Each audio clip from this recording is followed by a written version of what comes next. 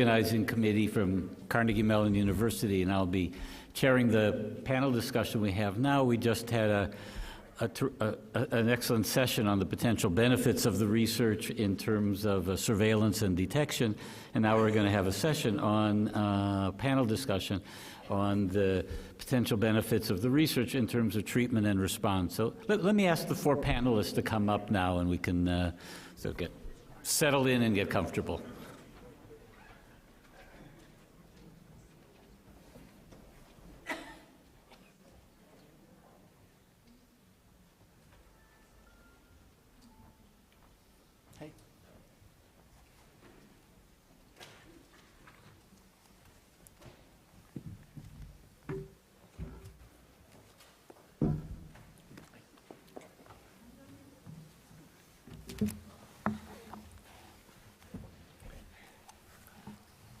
So each of our panelists will be speaking for about 5 minutes, and then we'll have a little cross discussion, and then we'll open it up for audience discussion. So the first speaker is Philip Dormitzer from Novartis Vaccines. Great. Well, thanks very much, and I'll make this quick. Maybe the next slide, please. So I'm going to basically present just a little vignette on how gain-of-function research and the regulation around research affects a real-world case of trying to apply some virology to a public health situation.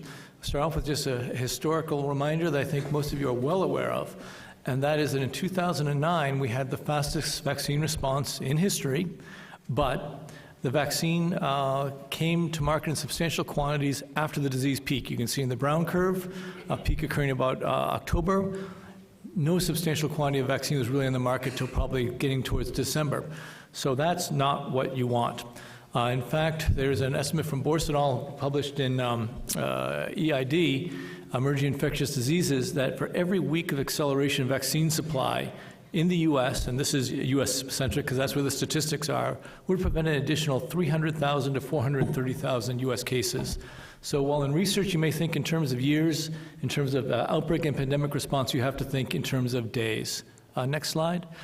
In response to that, in 2009 event, we worked with the Synthetic Genomics Vaccines, Inc., one of Craig Venner's organizations, and BARDA, part of the U.S. government, to come up with a system to make vaccine viruses much faster. We synthesized the genes based on sequence available basically on the web, and we use those to generate the viruses that we would use to make a vaccine. In theory, it would take about 4.5 days. In fact, we had a test in which we did. In 4.5 days, we went from genes being transmitted to us to a vaccine virus. Next slide. And we had a chance to actually implement that. In 2013, when on on Easter, we got a call saying that, in fact, there was this new H7N9 strain of it, out in China, had caused fatalities. The Chinese CDC, in a very far-thinking move, put the sequence out on the web. By Monday, the genes were being synthesized. Gene synthesis in California completed by Tuesday. The genes synthesized, received in California for viral rescue on Wednesday and sent to the Centers for Disease Control for their response as well. By Saturday, we had the vaccine virus, confirmed identity by the start of the next week. It was really fast. Then the next part starts. Next slide.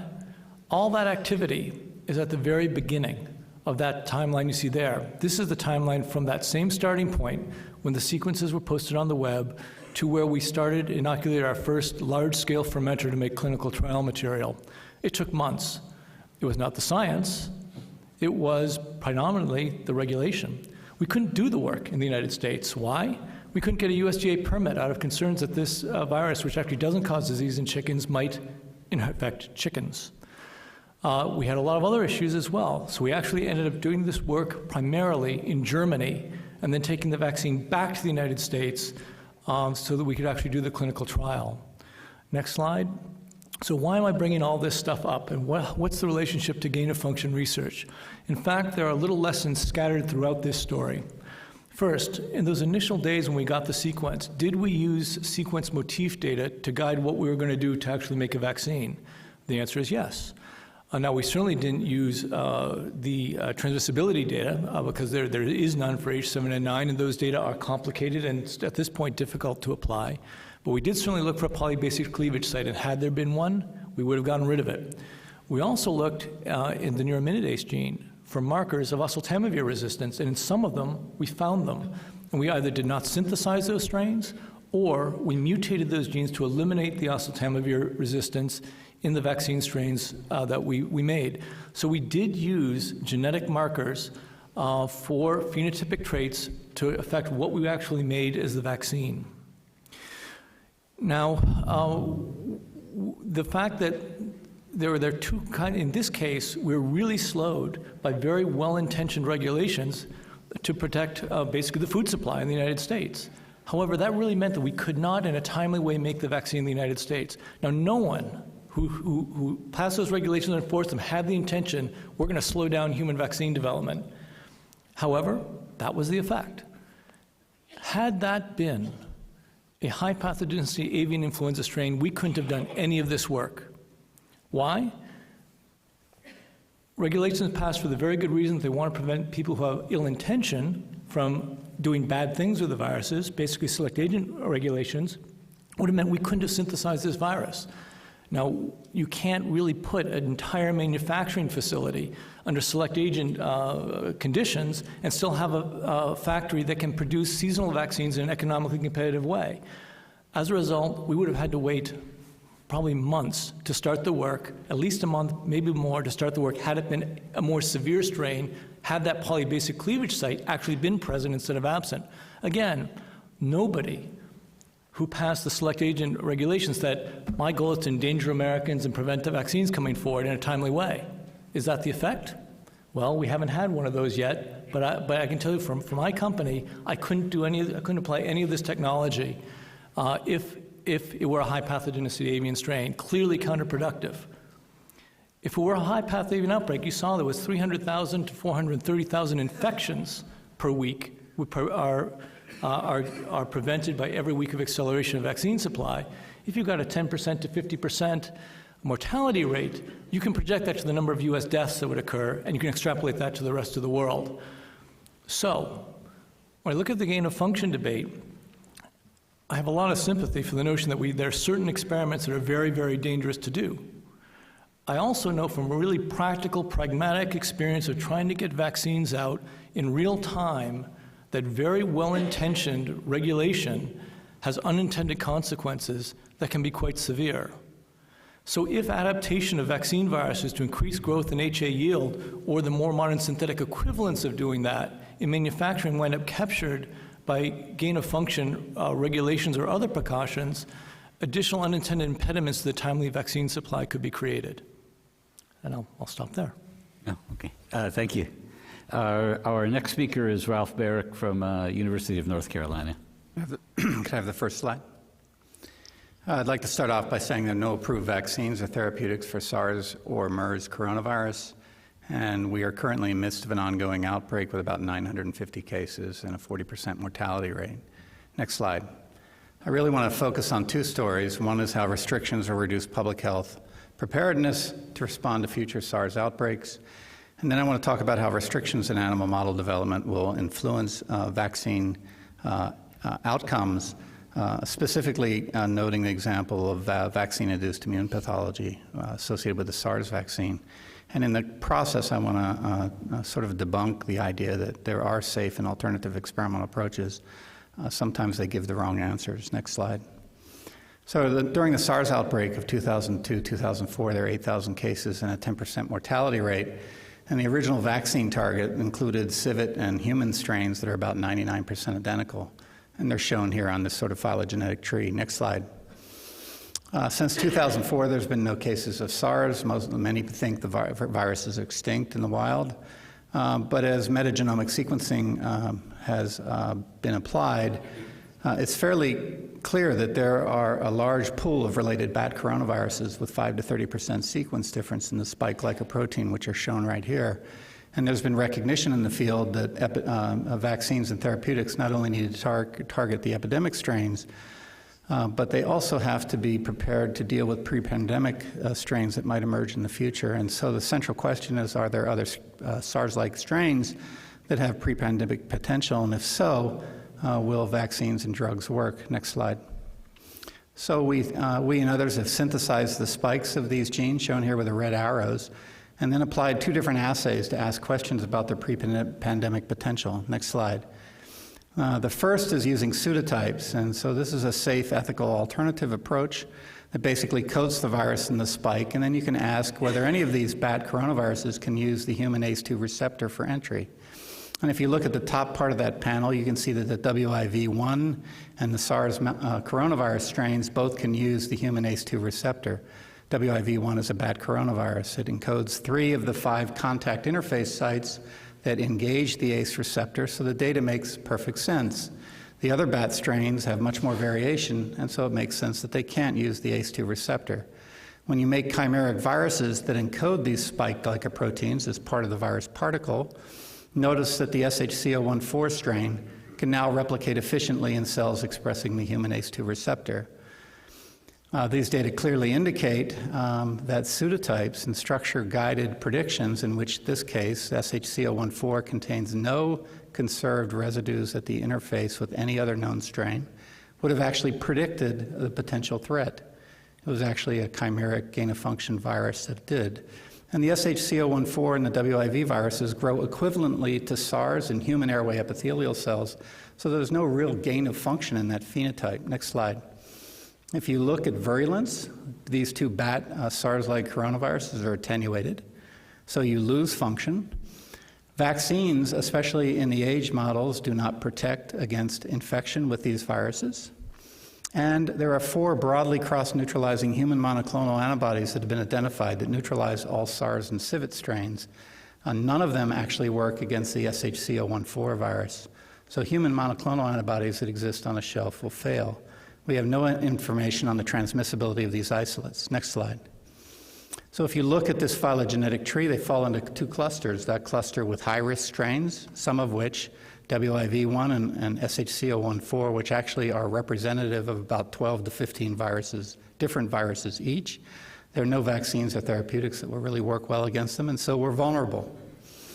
And I also want to mention that many of the chimeric viruses here, the definition implied in gain of function is much too broad and must be redefined. Next slide. There are some public health implications to this research. Unequivocally, it establishes that there are SARS-like viruses that are pre-positioned to jump and use human receptors and normal targets for infection, and so they have pre-pandemic potential. The results are generalizable to other coronaviruses and other zoonotic viruses, and there's a platform framework that you can use to tease those associations apart, and you can inform policymakers in terms of SARS-like outbreaks are possible and likely in the future, and that existing therapeutics and vaccines most likely will fail. And so we're unprepared. An advantage is that we have reagents now to derive effective interventions. Next slide. The second part I want to mention is the importance of animal model development in vaccine design. SARS replicates very poorly in mice. There's no weight loss or clinical disease and very little pathology. And this is because the virus poorly engages the mouse ACE2 receptor. It doesn't use it very well. Every vaccine that I know of that's been tested in this replication model works.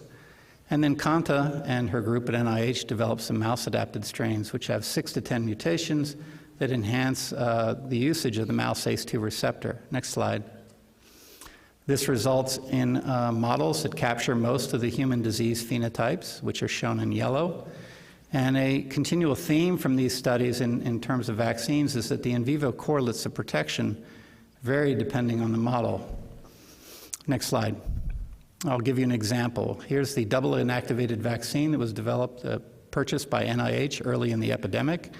It protected mice and primates in a replication model. So what happens, although they did notice low levels of eosinophils in the animals, what happens after the lethal challenge strain is used? The vaccine fails to protect in the elderly, and it induces a Th2 immune pathology with a large number of eosinophils, shown here by the column sort of in the middle, with all the blue cells surrounding the airways and the vesicles.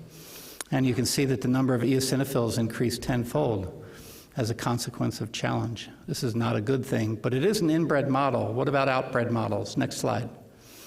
So we use the collaborative cross mouse resource, which encodes the 3 substrains of mice We took the 8 founder lines and made 64 F1 diallele combinations.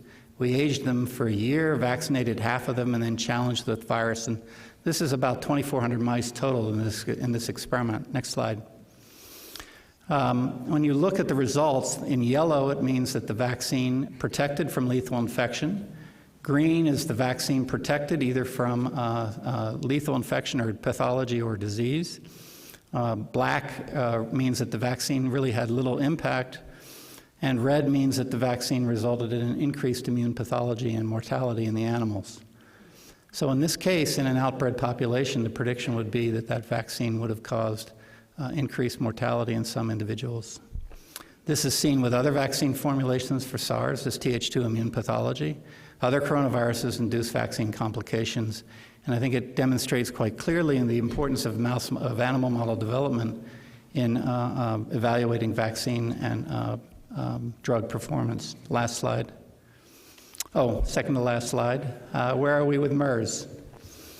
MERS does not replicate in mice or in any small animals. In vivo passage has failed in multiple laboratories. I'll talk about the reason for that tomorrow. Transgenic mice have been developed expressing the human DPP-4 receptor. This results in a replication model without serious disease. Passage of virus is being done in 2 laboratories, both of which, to our surprise, was halted in the midst of an ongoing epidemic. And so, in our opinion, the public health vaccine development has been compromised by this decision. Without a robust small animal models, the testings of vaccines and drugs have been delayed and there's a backlog. So I think it's critical that MERS coronavirus restrictions be lifted immediately, at least in terms of animal model development. Last slide. So I'd just like to summarize, we're in dangerous times. There's 4 highly pathogenic viruses sort of sampling the human population. International travel allows for instantaneous, almost worldwide dissemination, and it's only going to get faster. And the response times, which are so critical for treating human disease, are being compressed. And gain of function represents one of those approaches that is a crucial tool for public health preparedness and response. Thank you. Okay, thank you. Our next speaker is Jerry Weir from FDA Center for Biologics Evaluation and Research. Thank you. I'm the director of the Division of Viral Products at the Center for Biologics at the Food and Drug Administration. Our major responsibility is to regulate viral vaccines to ensure that they're safe and efficacious for human use. We also, though, have a research program that is in general designed to facilitate the evaluation of vaccines as well as to facilitate the development of new vaccines. And we also are one of the 4 WHO central regulatory labs, so we have an intimate role in strain selection for the yearly influenza vaccines, as well as the regulation of vaccines that contain those strains. I actually did not prepare slides today for a couple of reasons. One, I wasn't quite sure what my role here as a vaccine regulator was in this process. And I also figured by the time we got to this point in the day that I would not be able to come up with any examples of how gain-of-function research influenced vaccine development that had not already been mentioned, and I think that's probably the case. So what I thought I would do is just make a couple of comments about how the regulatory process views some of the experiments and the techniques that have been mentioned.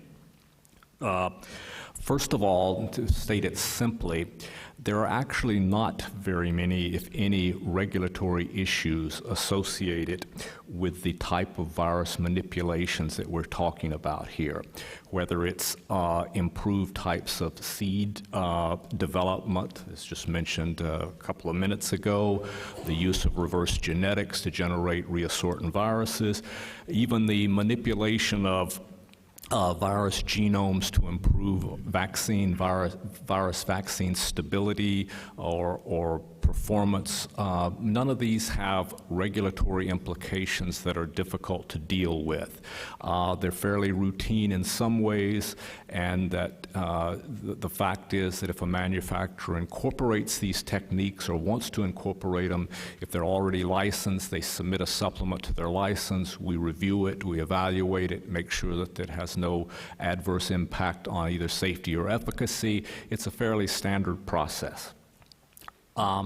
So anyway, that's the only statement really to make about that.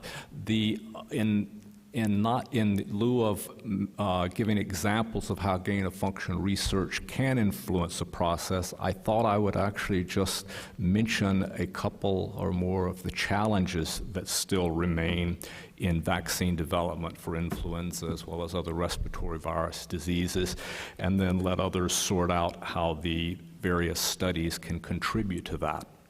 So first of all, I'd like to remind everyone that the production of seasonal influenza vaccine viruses remains challenging. It's a challenge every year. It's a challenge probably more so now than it was even a few years ago, with the incorporation now of 4 strains into the seasonal vaccine as opposed to 3. So every year it is a challenge for all of the different players in the global community that pick the vaccine strains. It's a challenge for the manufacturers to get new vaccines developed and out from the period of time from February to essentially July and August. This is an ongoing process. Some of the challenges that still need to be addressed are things like the yields of vaccine viruses. It may sound trivial, but improvement of yields by 2-fold is actually a very important deal to a manufacturer. And one other thing to remember about the yields, with many of the vaccines having 4 strains, the limiting factor in production and blending of vaccines is the weakest and the poorest growing strain of those 4. So again, this is just not something that is easy to deal with every year. It's quite a challenge. Strain selection, as we've already heard this morning, remains a major challenge every year. It's just the fact is that there's still very large gaps in our knowledge, how genotype relates to phenotype, how one predicts what will emerge, what will actually predominate. Again, it is kind of a guessing game, and it's a difficult process for which improvements are desperately needed. Development and preparation of pandemic vaccine strains. We've also heard a lot about this morning. This remains challenging to try to predict which strains one should develop a candidate vaccine for. It's just not possible for the global community to make a candidate vaccine strain for every single virus variant that emerges in nature. So some predictions have to be made. But again, just as I mentioned for seasonal vaccine selection, an understanding of how genotype sequences relate to phenotypic changes as well as other factors like transmissibility, virulence, just a lot is not known about this, and a lot of other improvements are needed. And finally, I think everyone recognizes this, but it's worth repeating, and that's that our vaccines that we do have, I mean, we make in the United States 150 million doses of influenza vaccine every year, but the fact is these vaccines are not optimal, and improvements are really needed in the type of vaccines, the duration of the response. There's a lot of room for improvement. And I would say that to summarize, if I had to get back to the gain-of-function studies, I think as broadly defined, gain-of-function studies have had an enormous influence in how we've developed vaccines over the years. They've played a very important role, and I do think there's still a role for how they can help improve the process with the challenges that we still face. Thank you very much. And our final speaker is Mark Denison from Vanderbilt. Thank you. Good afternoon. I want to be a little more provocative this afternoon after lunch, perhaps wake everybody up. I'm from Nashville, so I call myself a simple country virologist. So I don't, I think of things simply. And one thing I'd like to say from the comments this morning first is that I'd like to call for an opportunity to really have a case-based approach to this. I don't live in the stratosphere very well.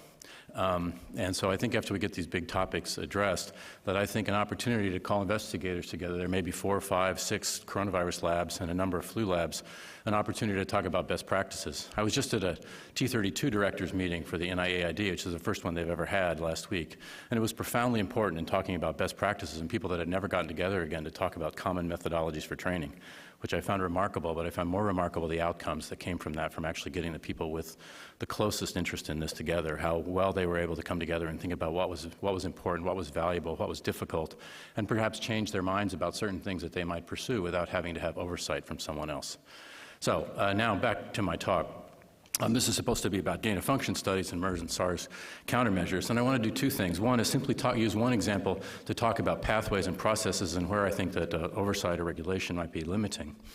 First of all, we're talking about this in the context, of course, of zoonotic, potentially pandemic coronaviruses, 2 in the past 10 years.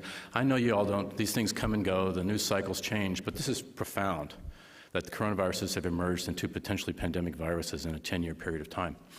And just remember in the context of our discussions that coronaviruses do not pause and do not deliberate.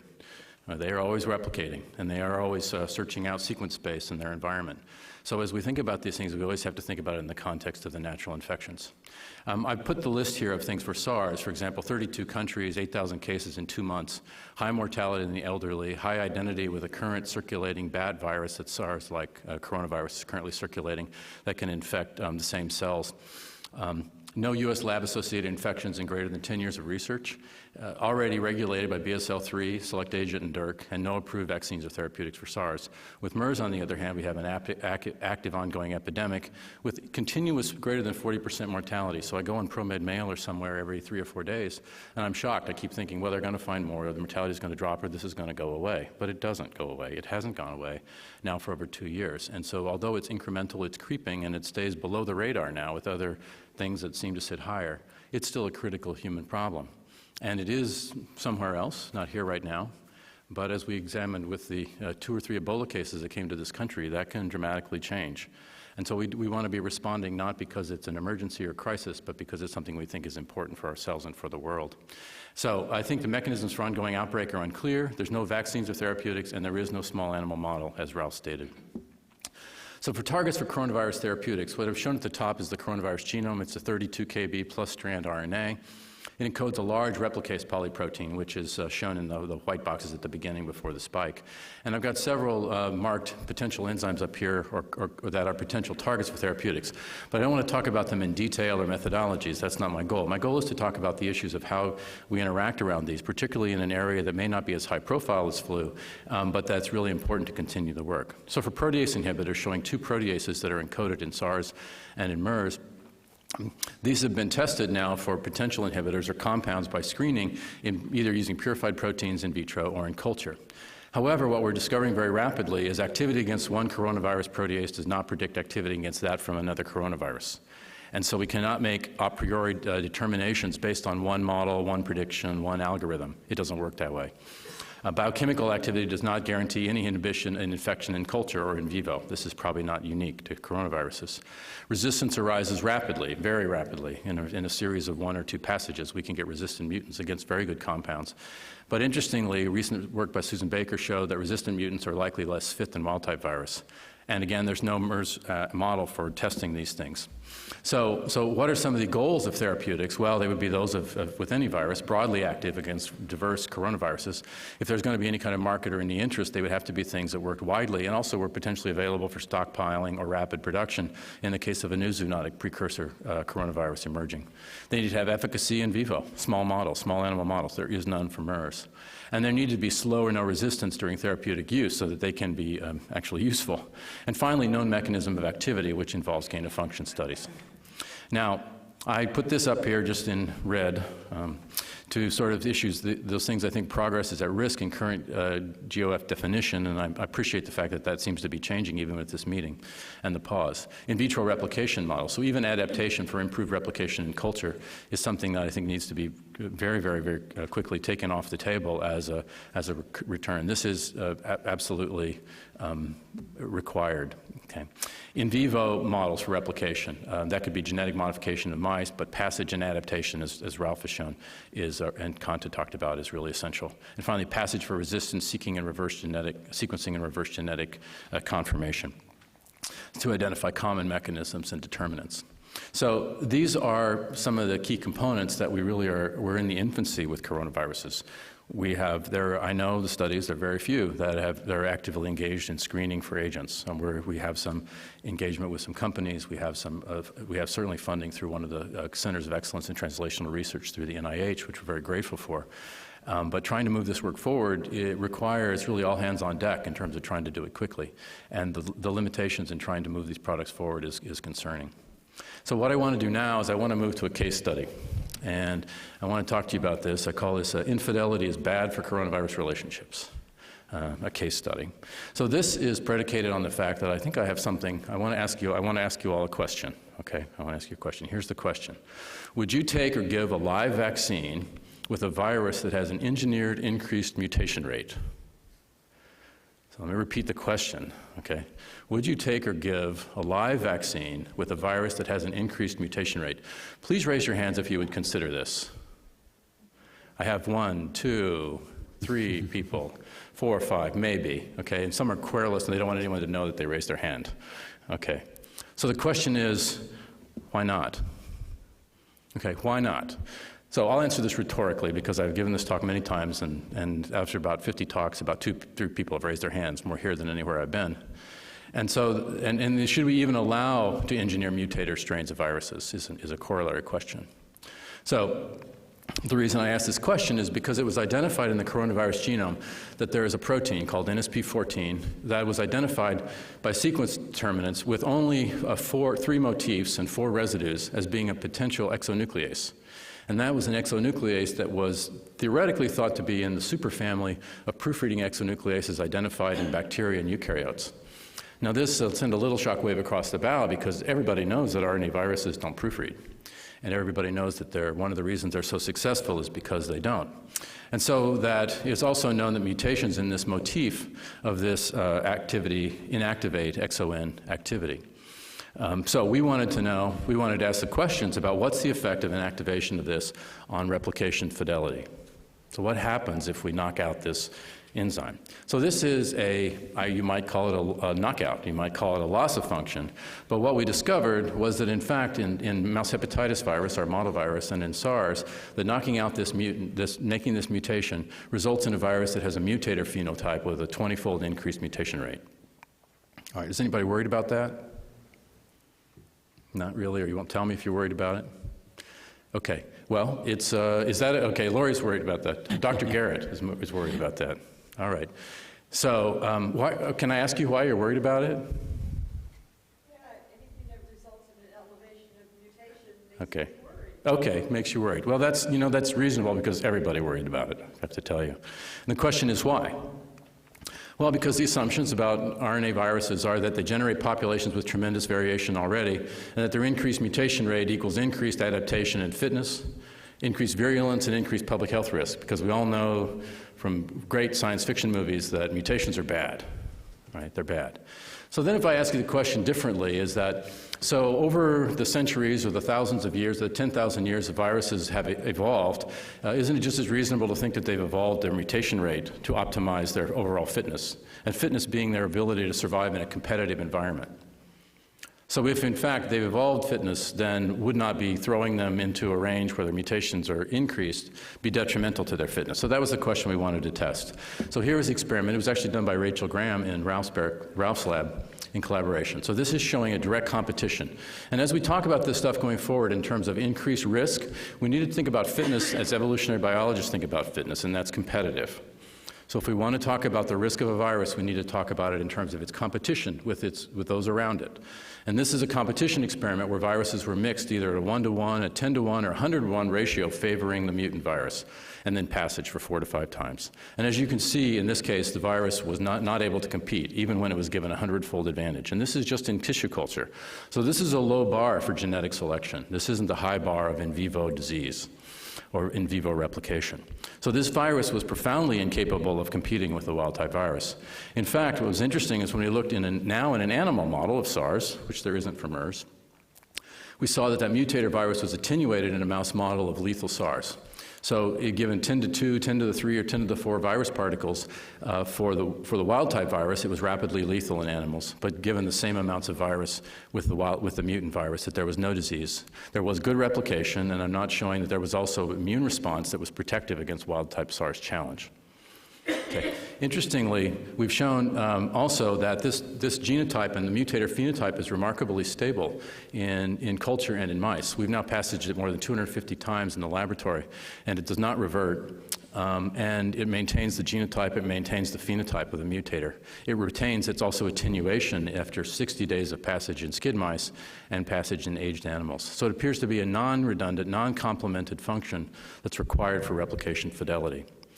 So now I think back about this because I think what would have been the implications if I'd presented that I want, under certain guidelines, that I wanted to create a mutator strain of a virus and test it in animals?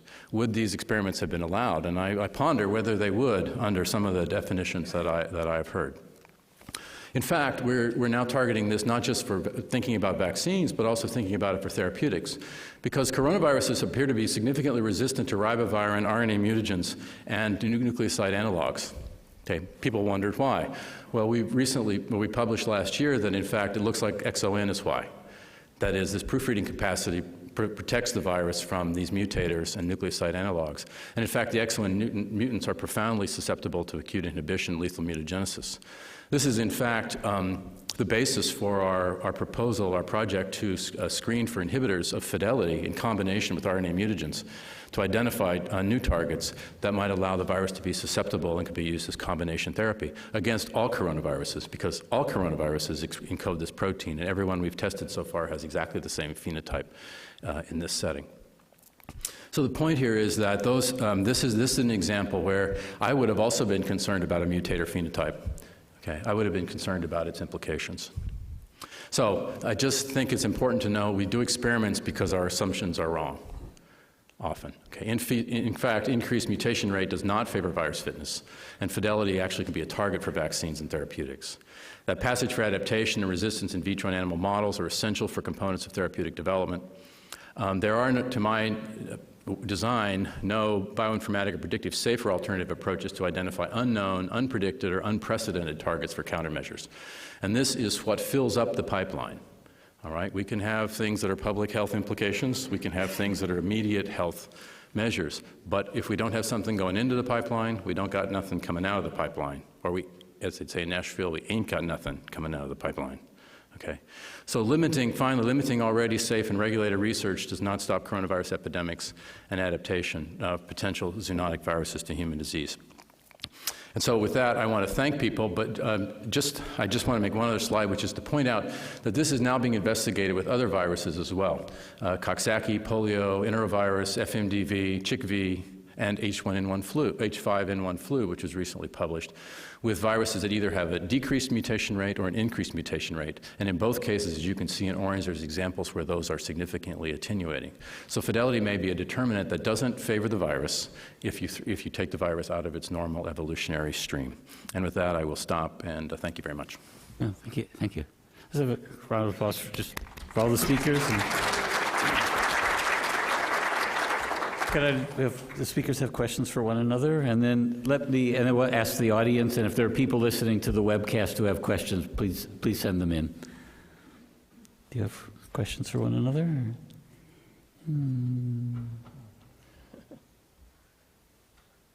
No? Okay. Please. Christoph Fraser, Imperial College, London. Head on.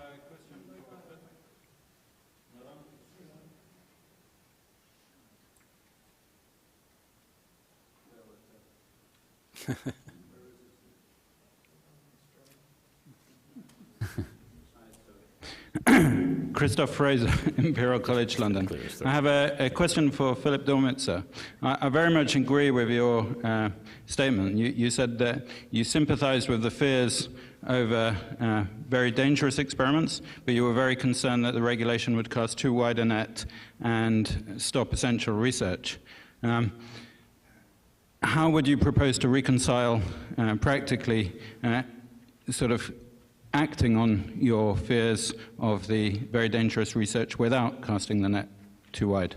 I'd say in two ways. First is having a very clear and limited definition of the sorts of research that requires particular attention. Making sure that experiments, I think as described earlier, of the combination, I think what David put, the combination of increased virulence, increased transmissibility, and lack of available countermeasures, yes, those are very concerning experiments. But making sure the definitions aren't too broad so they capture a lot of other work. Second is also making a distinction between the highly diverse sorts of work that must go on for basic research, and sometimes the much more restricted but more urgent work that has to go on for vaccine development. And a classic example is H5N1 vaccine development, where, as I think Yoshi put up the slide, there have been at least 26 H5N1 strains that have been attenuated all in the same way, all by taking out the polybasic cleavage site and putting them on an attenuated backbone, and have been through full pathogenicity testing, and invariably this attenuates the strain highly. Yet with the 27th one, we have to go through the whole, often months-long routine again before you can take it out of select agent status, even though we all know before the experiment ever starts what's going to be done. And when we have clearly established, well-defined pathways to get to vaccines quickly, that we not encumber them by regulation that were designed for the much more unpredictable environments. Please.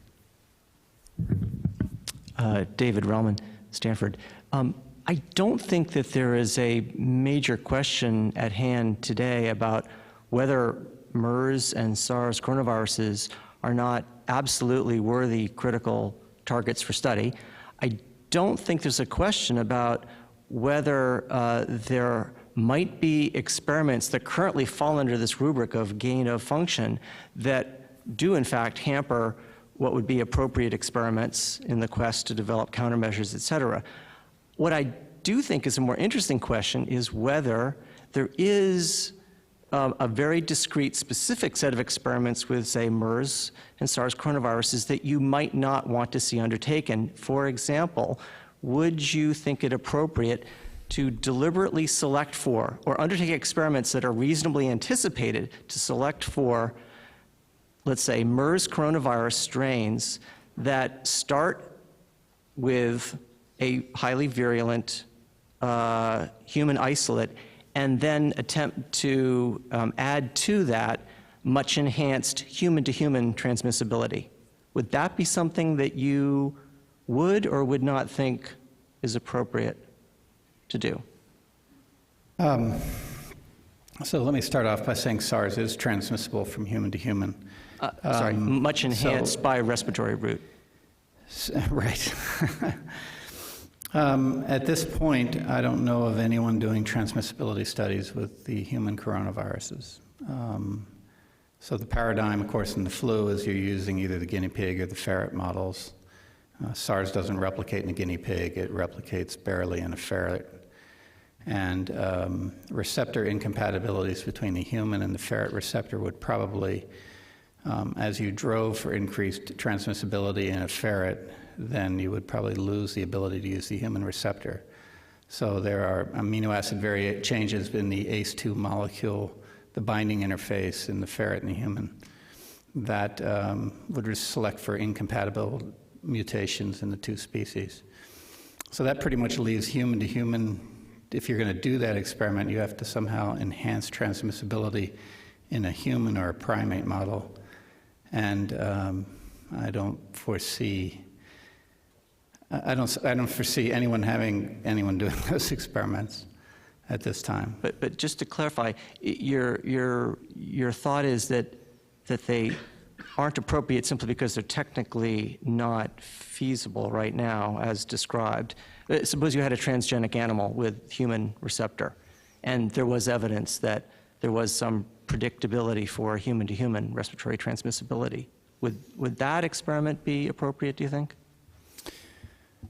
Again, that's That's a difficult experiment. So when you adapt a coronavirus to another species, it's not just the receptor interaction. In fact, there are 3 or 4 other genes that are absolutely critical for enhanced replication and pathogenesis. So just putting the human receptor in and making a transgenic model and then trying to use that as a model for increased transmissibility is not predictable. As far as I can tell at this time. Maybe David, I could comment on that too. Nobody would have a goal of and would not support trying to increase virulence and transmissibility of MERS or SARS as a goal. I try to think of this stuff because this is why I recommend, and I hope we can encourage going forward, a case-based approach that looks at how we really do science, right? Which is, if I'm sending something to a study section or I'm trying to get research funded through any institution, I ask the question and then I say, what is the best approach to answer that critical question? So I think it comes down to the question. If we were in extremis in a crisis and it was a question that had to be addressed, then we would say, what's the best way to answer that question about transmissibility? And we would approach that from a scientific perspective. And that's why I think I want to get away from an all or none approach to this stuff. No one would want to increase human transmissibility, and no one would propose it, and no one is proposing it right now. And so I think if we're trying to define boundaries of absolutes, it's hard to answer a question like that, because if you answer it, well, yeah, that sounds okay, it doesn't sound very good. But I think it's about the question, and it's about how we would try to drive that question. And I would prefer an iterative response, which is one that says, here's the question, and what stages of review do we have to do at each stage to be sure that that question is getting adequately addressed?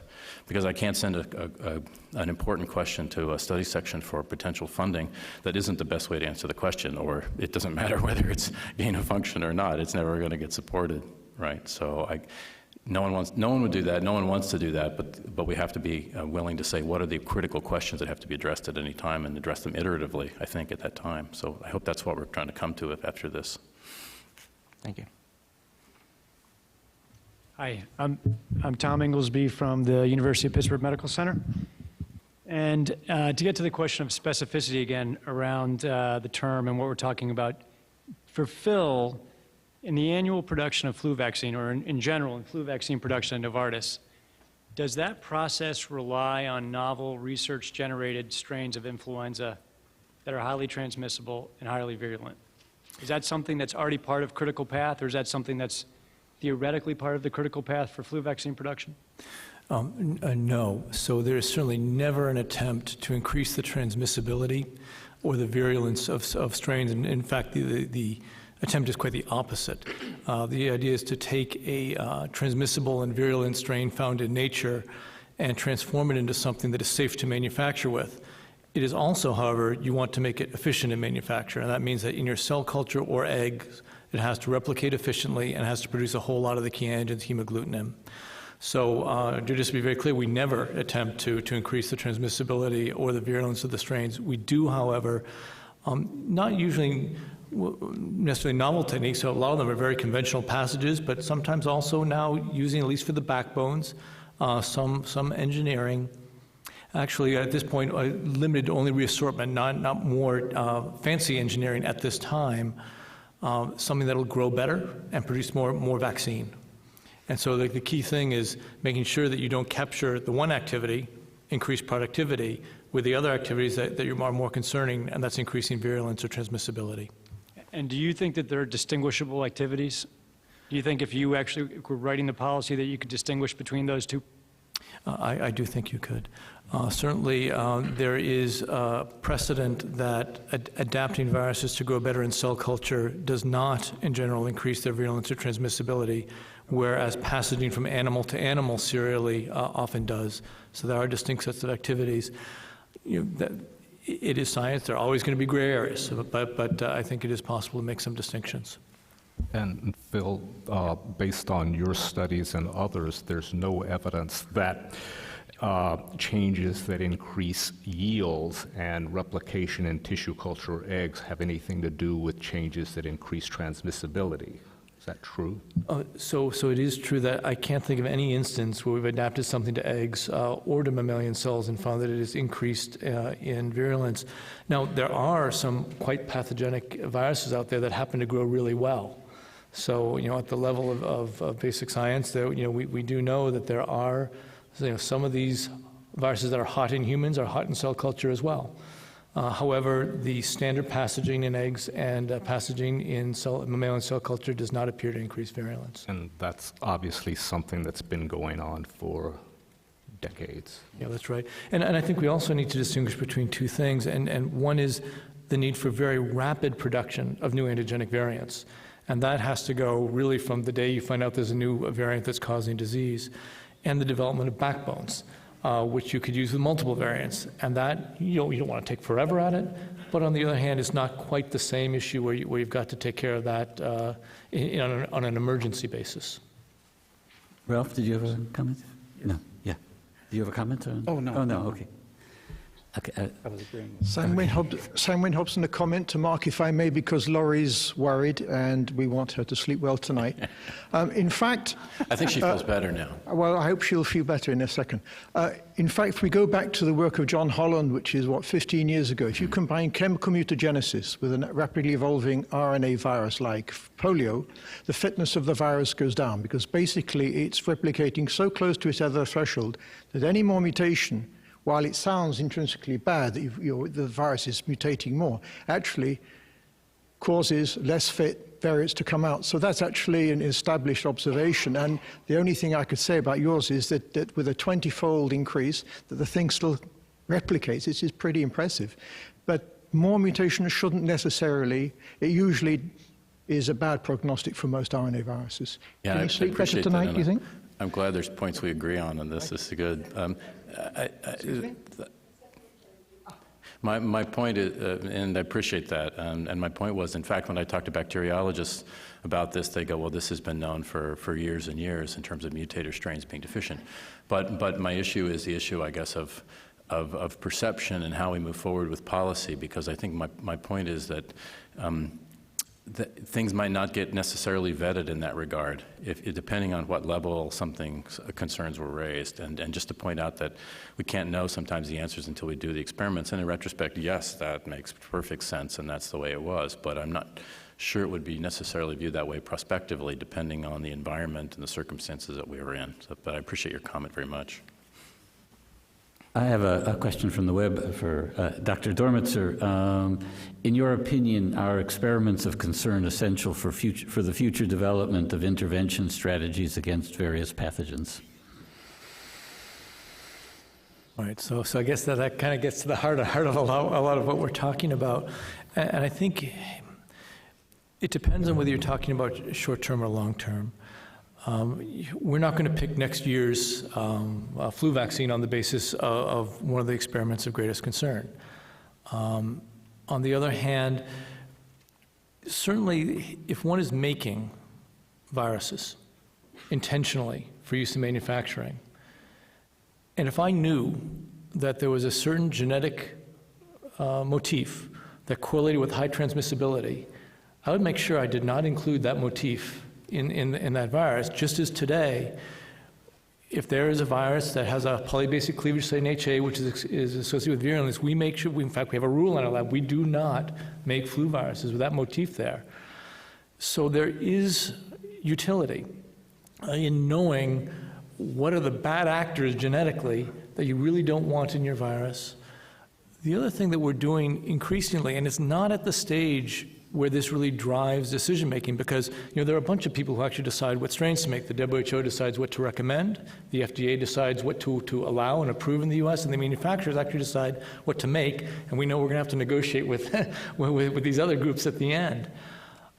And increasingly, we are starting to figure out how can we take this stream of genetic data that's coming in increasing volumes and use those data to predict what we want to make. Can we look at those data and ask what's going to be antigenically different? And if we knew that there were certain genetic features and we had enough knowledge so that we could even take into account genetic background and say, this is just showing up in one person in some part of the world, but based on that signature, that's one to look at. That would be of genuine utility if we could do that. And the question is, can we do that kind of science in a way that isn't creating more problems than it solves? But I do see potential utility.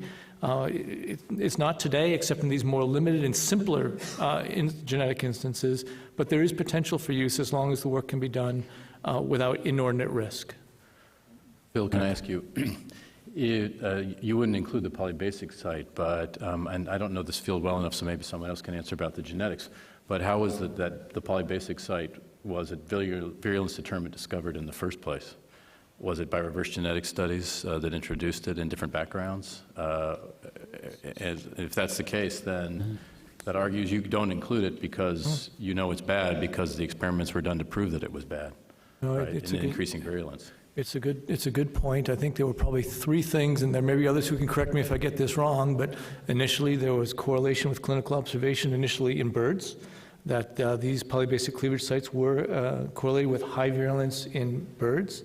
Second, there was a plausible mechanism that cleavage meant that the virus came out of the cell ready to infect another cell rather than having to be cleaved by an external protease, which wasn't present in all tissues of the body, so there was biological plausibility. And yes, then there were certainly not loss of function experiments when you could attenuate. And I want to make sure I get this right. I think at some point there have been gain of function experiments. Perhaps some of the other flu virologists here could correct me if I'm wrong, if those have ever been done. But I would imagine once they knocked it out, they probably restored virulence at some point, because normally when you do a knockout, you want to then put the factor back in to make sure you got it right. So my point is we oftentimes know it's dangerous because we discovered it. It wasn't revealed truth. It was experimentally determined. Yes. Yeah. Please. Greg Colbans, George Mason University. I have two questions. First, the coronavirus scientists seem a little uncomfortable being here, and I'm just curious if you have a sense of why MERS and SARS were included in this, the pause and the gain of function research, and if you have some comments on your joining the flu virology community in the hot seat. I actually feel right at home. It's very, I love being up here. Well, and the second question is related to Dr. Relman's, which is, it does seem that the flu virologists and the coronavirus are asking the same set of questions. What makes one strain of this virus more transmissible than another? And that was what was generating the H5N1 work.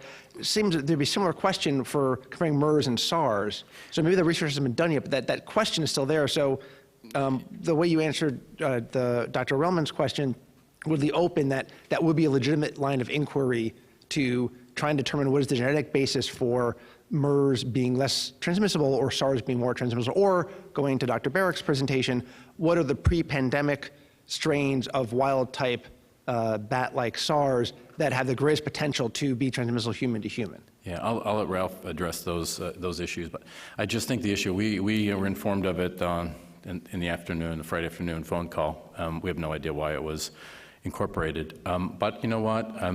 I think it's a good that it was, because, don't nobody quote me on that, but because I think it's important that this isn't just about one virus, okay, that this is about the issue of how we address critical questions in science and what constitutes appropriate review, what constitutes proper safety. How do scientists work, to perform their experiments? Is it that we have this crazy idea and at the end we present something to a journal, or is it an iterative process that we go through that has, that we incorporate risks, we incorporate milestones, we incorporate points for change along the way?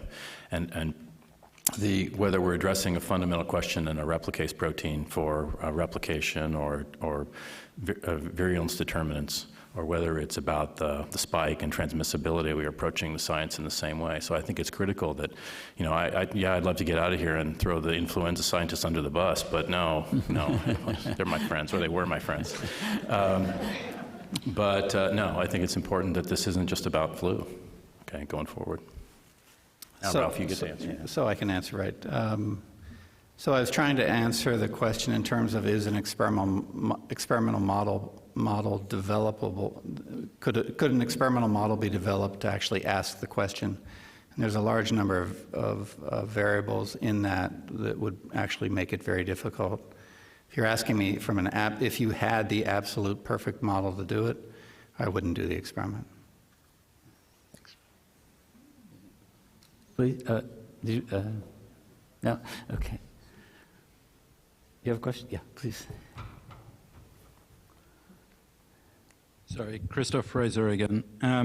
Question to Mark Denison on the regulations. So you stated that no one would want to increase the pathogenesis or transmissibility of MERS, and therefore the consequence being that we don't need to include the regulation in this area, maybe. If that were true, and if people hadn't been trying to increase the virulence of transmissibility of currently non-transmissible, highly pathogenic flu viruses, maybe this debate wouldn't be happening. I was wondering if you would agree and comment on that. I have to be really careful what I say because I know I'm going to say something wrong. I don't think I said that exactly. What I meant to say was that it's not a goal to increase transmissibility of human coronaviruses. Okay. In an animal model to try to understand determinants of pathogenesis, if they were passaged, then perhaps it requires a genetically modified mouse that has the human receptor, DPP4. That adaptation in culture is an essential component to have a virus that has disease, that has a disease model that can be tested. So that, to me, if you define that as increasing the pathogenesis or the virulence, then I think those experiments are essential for understanding how we can intervene or contravene virus infection, replication, and disease. So no one would set up with the goal of increasing virulence or transmissibility of the virus, but we have to be able to study the virus. Okay, and so genetically we may have to have a human receptor, and we have to have virus that's adapted and capable of causing a disease so we can study it. Otherwise, we're just at the mercy, and we hope that our epidemiology and our surveillance is going to be adequate to answer the questions, and we can't develop countermeasures and vaccines that way. There's no other approach that I can tell. So I don't know if that addresses your question or not, but I'd make that distinction very clear. Okay. Please. Inglesby from UPMC. I just want to make sure I understood. I think, Ralph, you said something really important just a minute ago. I just want to make sure I understood it. You said you would not pursue an experiment that, I don't want to even try and paraphrase it, but it sounded like you said something along the lines of, if there were a perfect experiment where you could create human transmissibility in a virulent strain of a coronavirus, you wouldn't pursue that? Yes, there are two parts to my answer. The first part to my answer was that it would be very difficult to experimentally create a model system that would give you that absolute. There's all sorts of virus-host interaction barriers that you would have to overcome that are species-specific. If such an absolute model could be developed, and the only real absolute model would be humans, then I certainly wouldn't do the experiment. So would it follow that you think that there are, even though it's clear from your presentation that you feel like this policy definitely drew the wrong line, can you imagine a policy that created a different line which responsible scientists would at least, there would be additional scrutiny placed on that particular circumscribed area of work? That would be something along the lines of highly transmissible, highly virulent, research-generated novel strains. Or do you think that's... I think there seems to be consensus at this meeting that there needs to be scrutiny for certain types of questions, including transmissible viruses. So I think the consensus from this group is that there's a yes to that answer. Okay. Yeah.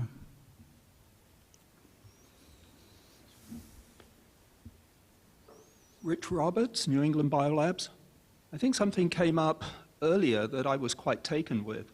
This idea that when you're designing vaccines, you want to be certain that you don't put into the strains motifs that could be potentially rather dangerous. And that, of course, is a very good reason to do gain-of-function research. But the important point there is that you don't need to do it on the already highly virulent strains. You can do this on the strains that have already been incapacitated in some way in order to find those motifs, correct?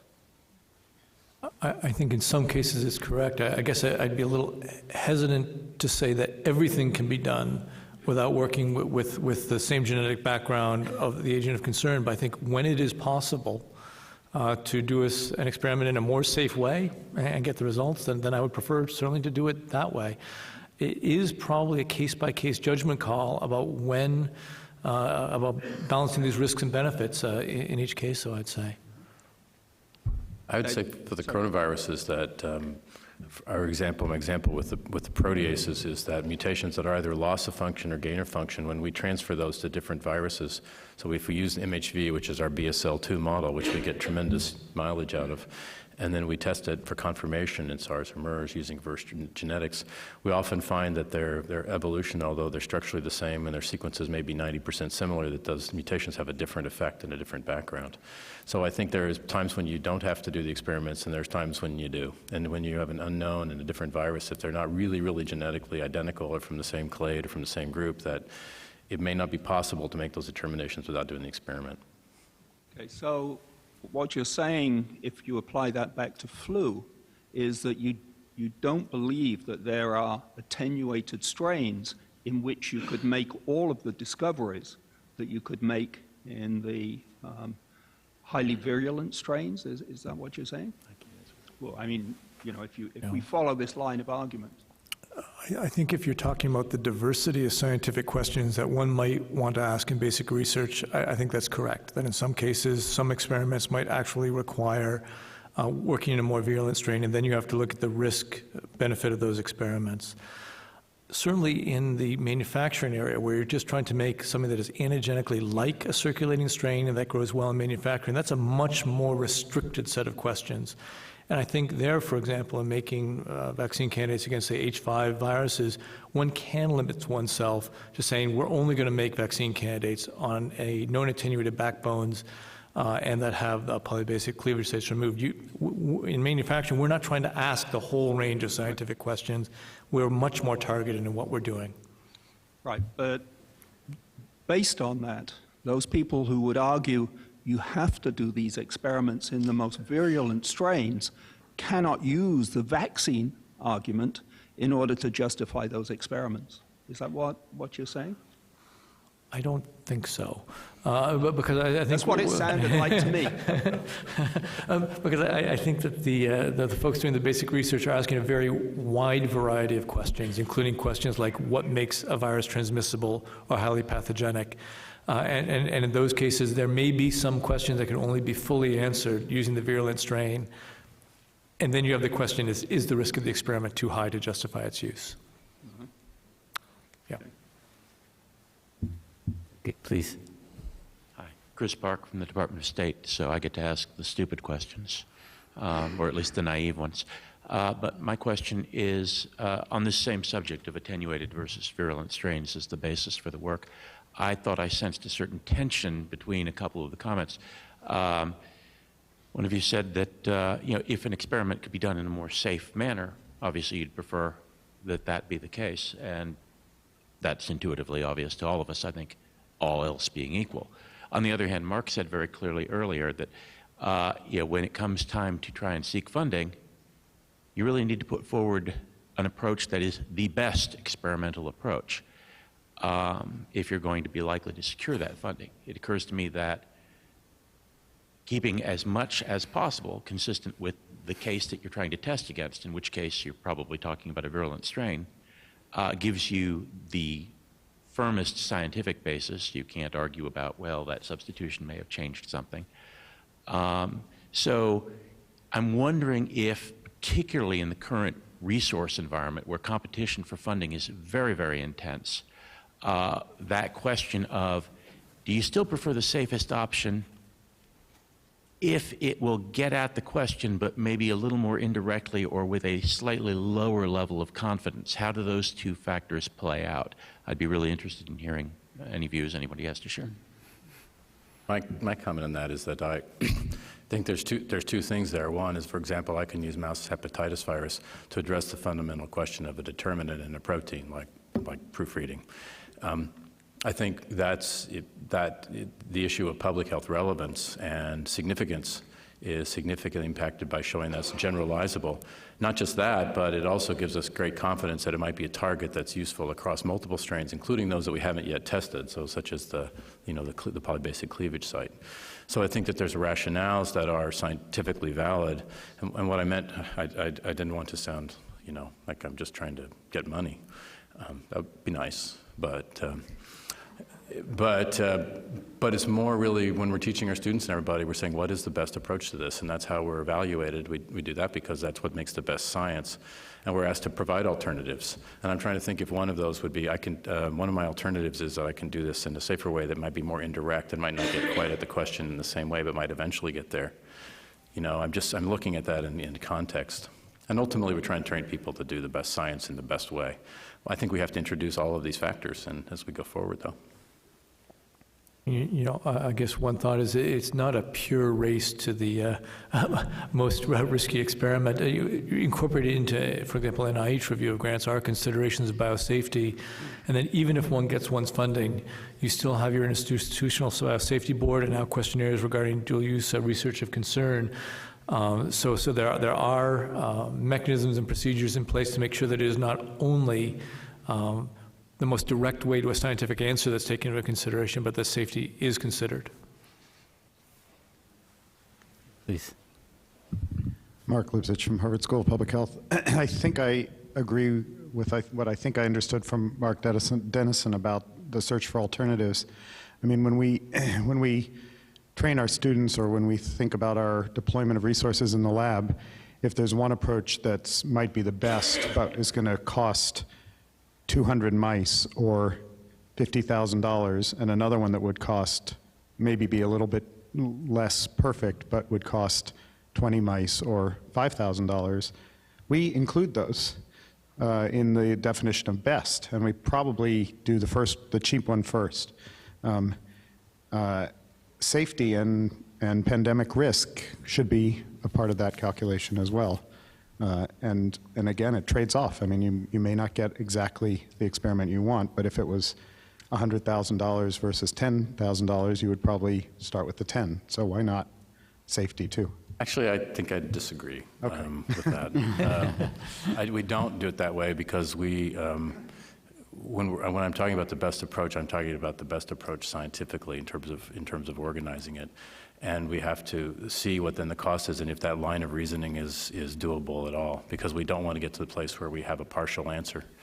We want to get to the place where we really understand it. So maybe I misunderstood your question. Right. So let me change the numbers. Suppose that the best experiment would cost $2 billion, yeah. and the decent experiment would cost something less. I mean, there are some experiments we don't do for all sorts of reasons. Sure. We're trying to add safety to this list. It's like deep sequencing right now. It's right. Like I'd like to deep sequence everything, but I can't afford it. Yeah, right. You're right. Thank you. Perhaps I'll give our panelists about a minute each if you have some closing comments. I guess the closing comments may parallel some of my opening comments a little bit. And that is that there is long-term potential in gain-of-function research. Obviously, the cost-benefit has to be weighed carefully, but we also need to de-link or be very careful in drafting any sorts of restrictions or other regulation to make sure that we don't inadvertently capture a lot of work that is not only good for basic science, but is really sort of a core part of the public health response.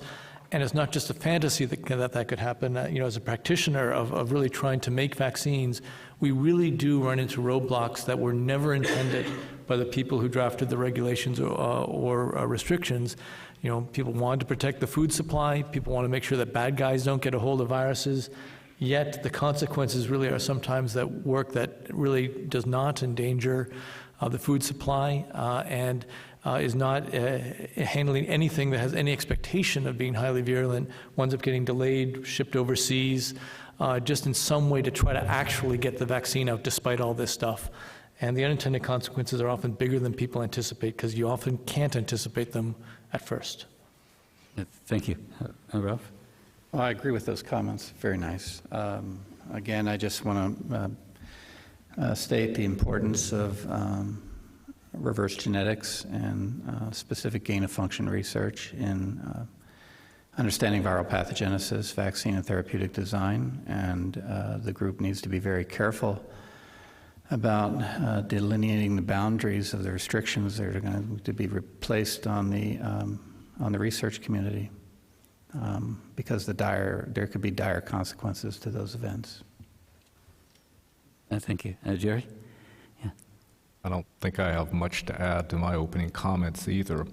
I guess I just close by saying that if we had great vaccines for all of these agents, we might be having a different discussion, but the fact is we don't.